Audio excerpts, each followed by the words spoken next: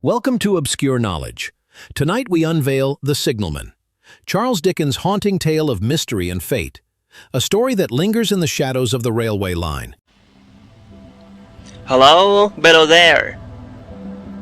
When he heard a voice thus calling to him, he was standing at the door of his box, with a flag in his hand, furled round its short pole. One would have thought, considering the nature of the ground, that he could not have doubted from what quarter the voice came. But instead of looking up to where I stood on the top of the steep cutting nearly over his head, he turned himself about and looked down the line. There was something remarkable in his manner of doing so, though I could not have said for my life what. But I know it was remarkable enough to attract my notice, even though his figure was foreshortened and shadowed down in the deep trench, and mine was high above him, so steeped in the glow of an angry sunset that I had shaded my eyes with my hand before I saw him at all. "Hello, below!" From looking down the line, he turned himself about again, and, raising his eyes, saw my figure high above him. "Is there any path by which I can come down and speak to you?" He looked up at me without replying, and I looked down at him without pressing him too soon with a repetition of my idle question. Just then there came a vague vibration in the earth and air, quickly changing into a violent pulsation, and an oncoming rush that caused me to start back, as though it had force to draw me down. When such vapor as rose to my height from this rapid train had passed me, and was skimming away over the landscape, I looked down again, and saw him refurling the flag he had shown while the train went by. I repeated my inquiry. After a pause, during which he seemed to regard me with fixed attention, he motioned his rolled-up flag towards a point on my level, some 200 or 300 yards distant. I called down to him, "All right," and made for that point. There, by dint of looking closely about me, I found a rough zigzag descending path notched out, which I followed. The cutting was extremely deep, and unusually precipitate. It was made through a clammy stone, that became oozier and wetter as I went down. For these reasons, I found the way long enough to give me time to recall a singular air of reluctance or compulsion with which he had pointed out the path. When I came down low enough upon the zigzag descent to see him again, I saw that he was standing between the rails on the way by which the train had lately passed, in an attitude as if he were waiting for me to appear. He had his left hand at his chin, and that left elbow rested on his right hand, crossed over his breast. His attitude was one of such expectation and watchfulness that I stopped a moment, wondering at it. I resumed my downward way, and stepping out upon the level of the railroad, and drawing nearer to him, saw that he was a dark, sallow man, with a dark beard and rather heavy eyebrows. His post was in a solitary and dismal a place as ever I saw. On either side, a dripping wet wall of jagged stone, excluding all view but a strip of sky, the perspective one way only a crooked prolongation of this great dungeon, the shorter perspective in the other direction terminating in a gloomy red light, and the gloomier entrance to a black tunnel, in whose massive architecture there was a barbarous, depressing, and forbidding air. So little sunlight ever found its way to this spot, that it had an earthy, deadly smell, and so much cold wind rushed through it, that it struck chill to me, as if I had left the natural world. Before he stirred, I was near enough to have touched him. Not even then removing his eyes from mine, he stepped back one step, and lifted his hand. "This was a lonesome post to occupy," I said, and it had riveted my attention when I looked down from up yonder. A visitor was a rarity, I should suppose, not an unwelcome rarity, I hoped. In me, he merely saw a man who had been shut up within narrow limits all his life, and who, being at last set free, had a newly awakened interest in these great works. To such purpose I spoke to him, but I am far from sure of the terms I used, for besides that I am not happy in opening any conversation, there was something in the man that daunted me. He directed a most curious look towards the red light near the tunnel's mouth, and looked all about it, as if something were missing from it, and then looked at me. That light was part of his charge, was it not? He answered in a low voice. Don't you know it is? The monstrous thought came into my mind, as I perused the fixed eyes and the saturnine face, that this was a spirit, not a man. I have speculated since whether there may have been infection in his mind. In my turn, I stepped back, but in making the action, I detected in his eyes some latent fear of me. This put the monstrous thought to flight. You look at me, I said, forcing a smile, as if you had a dread of me. I was doubtful, he returned, whether I had seen you before. Where? He pointed to the red light he had looked at. There? I said. Intently watchful of me, he replied, but without sound, yes. My good fellow, what should I do there?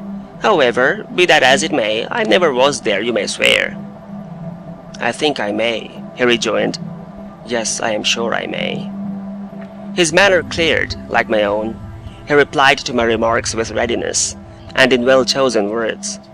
Had he much to do there? Yes, that was to say, he had enough responsibility to bear, but exactness and watchfulness were what was required of him, and of actual work, manual labor, he had next to none.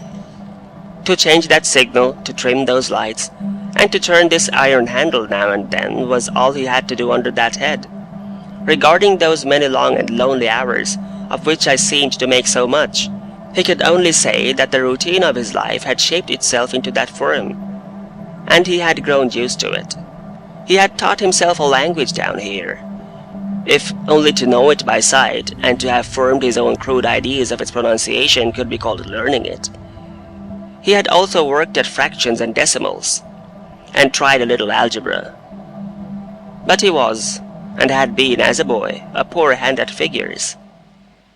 Was it necessary for him when on duty always to remain in that channel of damp air, and could he never rise into the sunshine from between those high stone walls? Why, that depended upon times and circumstances. Under some conditions, there would be less upon the line than under others, and the same held good as to certain hours of the day and night. In bright weather, he did choose occasions for getting a little above these lower shadows, but being at all times liable to be called by his electric bell, and at such times listening for it with redoubled anxiety, the relief was less than I would suppose. He took me into his box, where there was a fire, a desk for an official book in which he had to make certain entries, a telegraphic instrument with its dial, face, and needles, and the little bell of which he had spoken. On my trusting that he would excuse the remark that he had been well educated, and, I hoped I might say without offence, perhaps educated about that station, he observed that instances of slight incongruity in such wise would rarely be found wanting among large bodies of men, that he had heard it was so in workhouses, in the police force, even in that last desperate resource, the army, and that he knew it was so, more or less, in any great railway staff. He had been, when young, if I could believe it, sitting in that hut, he scarcely could, a student of natural philosophy, and had attended lectures. But he had run wild, misused his opportunities, gone down, and never risen again. He had no complaint to offer about that. He had made his bed, and he lay upon it. It was far too late to make another. All that I have here condensed, he said in a quiet manner, with his grave, dark regards divided between me and the fire. He threw in the word "sir" from time to time, and especially when he referred to his youth, as though to request me to understand that he claimed to be nothing but what I found him. He was several times interrupted by the little bell, and had to read off messages and send replies. Once he had to stand without the door, and display a flag as a train passed, and make some verbal communication to the driver. In the discharge of his duties, I observed him to be remarkably exact and vigilant, breaking off his discourse at a syllable, and remaining silent until what he had to do was done. In a word, I should have set this man down as one of the safest of men to be employed in that capacity, but for the circumstance that while he was speaking to me, he twice broke off with a fallen color, turned his face towards the little bell when it did not ring, opened the door of the hut, which was kept shut to exclude the unhealthy damp, and looked out towards the red light near the mouth of the tunnel. On both of those occasions, he came back to the fire with the inexplicable air upon him which I had remarked, without being able to define, when we were so far asunder.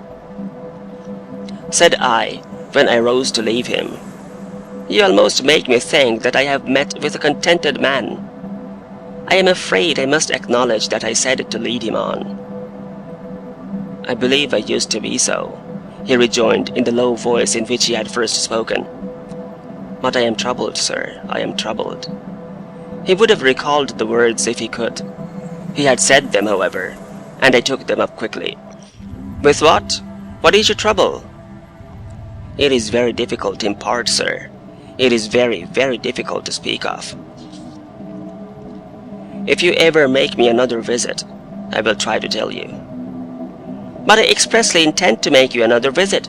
Say, when shall it be?" "I go off early in the morning, and I shall be on again at 10 tomorrow night, sir." "I will come at 11. He thanked me, and went out at the door with me. "I'll show you my white light, sir," he said in his peculiar low voice, "till you have found the way up. When you have found it, don't call out. And when you are at the top, don't call out." His manner seemed to make the place strike colder to me, but I said no more than "very well." "And when you come down tomorrow night, don't call out. Let me ask you a parting question. What made you cry, 'Hello, below there,' tonight?" "Heaven knows," said I. "I cried something to that effect." "Not to that effect, sir. Those were the very words. I know them well." "Admit those were the very words. I said them, no doubt, because I saw you below." "For no other reason?" "What other reason could I possibly have?" "You had no feeling that they were conveyed to you in any supernatural way?" "No." He wished me good night, and held up his light. I walked by the side of the down line of rails, with a very disagreeable sensation of a train coming behind me, until I found the path. It was easier to mount than to descend, and I got back to my inn without any adventure. Punctual to my appointment, I placed my foot on the first notch of the zigzag next night, as the distant clocks were striking 11. He was waiting for me at the bottom, with his white light on. "I have not called out," I said, when we came close together. "May I speak now?" "By all means, sir." "Good night, then, and here's my hand." "Good night, sir, and here's mine." With that we walked side by side to his box, entered it, closed the door, and sat down by the fire. "I have made up my mind, sir," he began, bending forward as soon as we were seated, and speaking in a tone but a little above a whisper, "that you shall not have to ask me twice what troubles me. I took you for someone else yesterday evening. That troubles me." "That mistake?" "No, that's someone else." "Who is it?" "I don't know." "Like me?" "I don't know. I never saw the face. The left arm is across the face, and the right arm is waved, violently waved, this way." I followed his action with my eyes, and it was the action of an arm gesticulating with the utmost passion and vehemence. "For God's sake, clear the way." "One moonlight night," said the man, "I was sitting here, when I heard a voice cry, 'Hello, below there.' I started up, looked from that door, and saw this someone else standing by the red light near the tunnel, waving as I just now showed you. The voice seemed hoarse with shouting, and it cried, 'Look out, look out!' And then again, 'Hello, below there, look out!' I caught up my lamp, turned it on red, and ran towards the figure, calling, 'What's wrong? What has happened? Where?' It stood just outside the blackness of the tunnel. I advanced so close upon it that I wondered at its keeping the sleeve across its eyes. I ran right up at it, and had my hand stretched out to pull the sleeve away, when it was gone. "Into the tunnel?" said I. "No. I ran on into the tunnel, 500 yards. I stopped and held my lamp above my head, and saw the figures of the measured distance, and saw the wet stains stealing down the walls and trickling through the arch. I ran out again faster than I had run in, for I had a mortal abhorrence of the place upon me. And I looked all round the red light with my own red light, and I went up the iron ladder to the gallery above it. And I came down again, and ran back here. I telegraphed both ways. An alarm has been given. Is anything wrong? The answer came back, both ways. All well. Resisting the slow touch of a frozen finger tracing out my spine, I showed him how that this figure must be a deception of his sense of sight, and how that figures, originating in disease of the delicate nerves that minister to the functions of the eye, were known to have often troubled patients, some of whom had become conscious of the nature of their affliction, and had even proved it by experiments upon themselves. As to an imaginary cry, said I, do but listen for a moment to the wind in this unnatural valley while we speak so low, and to the wild harp it makes of the telegraph wires. That was all very well, he returned, after we had sat listening for a while, and he ought to know something of the wind and the wires, he, who so often passed long winter nights there, alone and watching, but he would beg to remark that he had not finished. I asked his pardon, and he slowly added these words, touching my arm. Within 6 hours after the appearance, the memorable accident on this line happened. And within 10 hours, the dead and wounded were brought along through the tunnel over the spot where the figure had stood. A disagreeable shudder crept over me, but I did my best against it. It was not to be denied, I rejoined, that this was a remarkable coincidence, calculated deeply to impress his mind. But it was unquestionable that remarkable coincidences did continually occur, and they must be taken into account in dealing with such a subject. Though to be sure I must admit, I added, for I thought I saw that he was going to bring the objection to bear upon me, men of common sense did not allow much for coincidences in making the ordinary calculations of life. He again begged to remark that he had not finished. I again begged his pardon for being betrayed into interruptions. This, he said, again laying his hand upon my arm, and glancing over his shoulder with hollow eyes, was just a year ago. 6 or 7 months passed, and I had recovered from the surprise and shock, when one morning, as the day was breaking, I, standing at the door, looked towards the red light, and saw the spectre again. He stopped with a fixed look at me. Did it cry out? No, it was silent. Did it wave its arm? No, it leaned against the shaft of the light, with both hands before the face, like this. Once more I followed his action with my eyes. It was an action of mourning. I have seen such an attitude in stone figures on tombs. Did you go up to it? I came in and sat down, partly to collect my thoughts, partly because it had turned me faint. When I went to the door again, daylight was above me, and the ghost was gone. But nothing followed, nothing came of this. He touched me on the arm with his forefinger twice or thrice, giving a ghastly nod each time. That very day, as a train came out of the tunnel, I noticed, at a carriage window on my side, what looked like a confusion of hands and heads, and something waved. I saw it just in time to signal the driver, stop. He shut off and put his brake on, but the train drifted past here 150 yards or more. I ran after it, and, as I went along, heard terrible screams and cries. A beautiful young lady had died instantaneously in one of the compartments, and was brought in here, and laid down on this floor between us. Involuntarily I pushed my chair back, as I looked from the boards at which he pointed to himself. True, sir, true, precisely as it happened, so I tell it you. I could think of nothing to say, to any purpose, and my mouth was very dry. The wind and the wires took up the story with a long lamenting wail.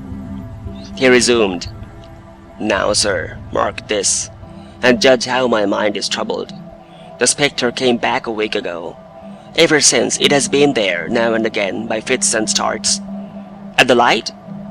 At the danger light. What does it seem to do? He repeated, if possible with increased passion and vehemence, that former gesticulation of, "For God's sake, clear the way."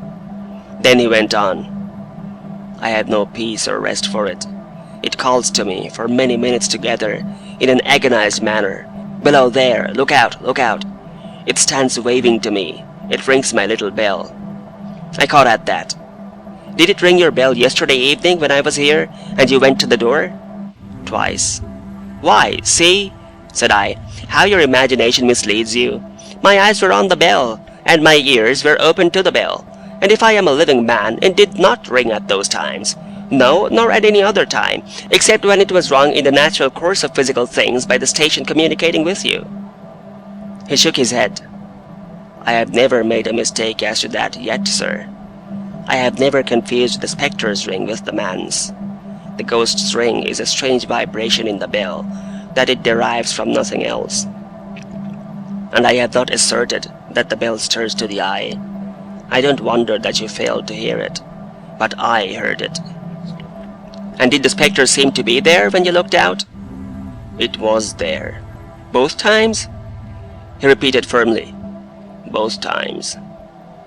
"Will you come to the door with me and look for it now?" He bit his underlip as though he were somewhat unwilling, but arose. I opened the door, and stood on the step, while he stood in the doorway. There was the danger light. There was the dismal mouth of the tunnel. There were the high, wet stone walls of the cutting. There were the stars above them. "Do you see it?" I asked him, taking particular note of his face.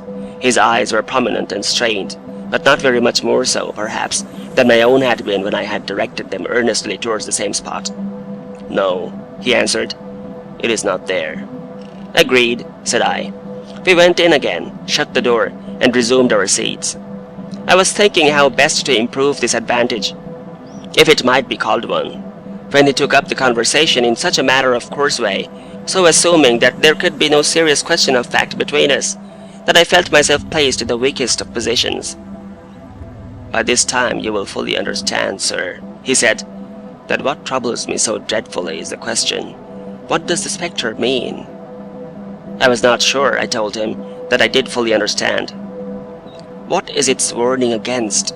he said, ruminating, with his eyes on the fire, and only by times turning them on me. "What is the danger? Where is the danger? There is danger overhanging somewhere on the line.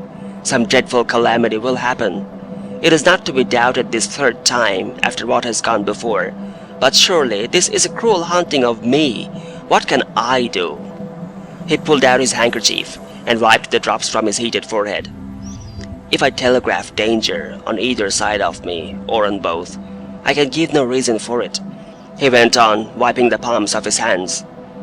"I should get into trouble and do no good. They would think I was mad. This is the way it would work. Message: danger, take care. Answer: what danger? Where? Message: don't know, but for God's sake, take care. They would displace me. What else could they do?" His pain of mind was most pitiable to see. It was the mental torture of a conscientious man, oppressed beyond endurance by an unintelligible responsibility involving life. "When it first stood under the danger light," he went on, putting his dark hair back from his head, and drawing his hands outward across and across his temples in an extremity of feverish distress. "Why not tell me where that accident was to happen, if it must happen? Why not tell me how it could be averted, if it could have been averted? When on its second coming it hid its face, why not tell me instead, 'She is going to die, let them keep her at home'? If it came on those two occasions only to show me that its warnings were true, and so to prepare me for the third, why not warn me plainly now? And I, Lord help me, a mere poor signalman on this solitary station, why not go to somebody with credit to be believed and power to act?" When I saw him in this state, I saw that for the poor man's sake, as well as for the public safety, what I had to do for the time was to compose his mind. Therefore, setting aside all question of reality or unreality between us, I represented to him that whoever thoroughly discharged his duty must do well, and that at least it was his comfort that he understood his duty, though he did not understand these confounding appearances. In this effort I succeeded far better than in the attempt to reason him out of his conviction. He became calm. The occupations incidental to his post as the night advanced began to make larger demands on his attention, and I left him at 2 in the morning. I had offered to stay through the night, but he would not hear of it. That I more than once looked back at the red light as I ascended the pathway, that I did not like the red light, and that I should have slept but poorly if my bed had been under it, I see no reason to conceal. Nor did I like the 2 sequences of the accident and the dead girl. I see no reason to conceal that either. But what ran most in my thoughts was the consideration, how ought I to act, having become the recipient of this disclosure? I had proved the man to be intelligent, vigilant, painstaking, and exact, but how long might he remain so, in his state of mind? Though in a subordinate position, still he held a most important trust, and would I, for instance, like to stake my own life on the chances of his continuing to execute it with precision? Unable to overcome a feeling that there would be something treacherous in my communicating what he had told me to his superiors in the company, without first being plain with himself and proposing a middle course to him, I ultimately resolved to offer to accompany him, otherwise keeping his secret for the present, to the wisest medical practitioner we could hear of in those parts, and to take his opinion. A change in his time of duty would come round next night. He had apprised me, and he would be off an hour or 2 after sunrise, and on again soon after sunset. I had appointed to return accordingly. Next evening was a lovely evening, and I walked out early to enjoy it. The sun was not yet quite down when I traversed the field path near the top of the deep cutting. I would extend my walk for an hour, I said to myself, half an hour on and half an hour back, and it would then be time to go to my signalman's box. Before pursuing my stroll, I stepped to the brink, and mechanically looked down, from the point from which I had first seen him. I cannot describe the thrill that seized upon me when, close at the mouth of the tunnel, I saw the appearance of a man, with his left sleeve across his eyes, passionately waving his arm. The nameless horror that oppressed me passed in a moment, for in a moment I saw that this appearance of a man was a man indeed, and that there was a little group of other men, standing at a short distance, to whom he seemed to be rehearsing the gesture he made. The danger light was not yet lighted. Against its shaft, a little low hut, entirely new to me, had been made of some wooden supports and tarpaulin. It looked no bigger than a bed. With an irresistible sense that something was wrong, with a flashing self-reproachful fear that fatal mischief had come of my leaving the man there, and causing no one to be sent to overlook or correct what he did, I descended the notched path with all the speed I could make. "What is the matter?" I asked the man. "Signalman killed this morning, sir." "Not the man belonging to that box?" "Yes, sir." "Not the man I know?" "You will recognize him, sir, if you knew him," said the man who spoke for the others, solemnly uncovering his own head and raising an end of the tarpaulin, for his face is quite composed. "Oh, how did this happen? How did this happen?" I asked, turning from one to another as the hut closed again. "He was cut down by an engine, sir. No man in England knew his work better, but somehow he was not clear of the outer rail. It was just at broad day. He had struck the light, and had the lamp in his hand, as the engine came out of the tunnel. His back was towards her, and she cut him down. That man drove her, and was showing how it happened. Show the gentleman, Tom." The man, who wore a rough dark dress, stepped back to his former place at the mouth of the tunnel. "Coming round the curve in the tunnel, sir," he said. "I saw him at the end, like as if I saw him down a perspective glass. There was no time to check speed, and I knew him to be very careful. As he didn't seem to take heed of the whistle, I shut it off when we were running down upon him, and called to him as loud as I could call." "What did you say?" "I said, 'Below there! Look out! For God's sake, clear the way!'" I started. "Ah, it was a dreadful time, sir. I never left off calling to him. I put this arm before my eyes not to see, and I waved this arm to the last, but it was no use." Without prolonging the narrative to dwell on any of its curious circumstances more than on any other, I may, in closing it, point out the coincidence that the warning of the engine driver included not only the words which the unfortunate signalman had repeated to me as haunting him, but also the words which I myself, not he, had attached, and that only in my own mind, to the gesticulation he had imitated.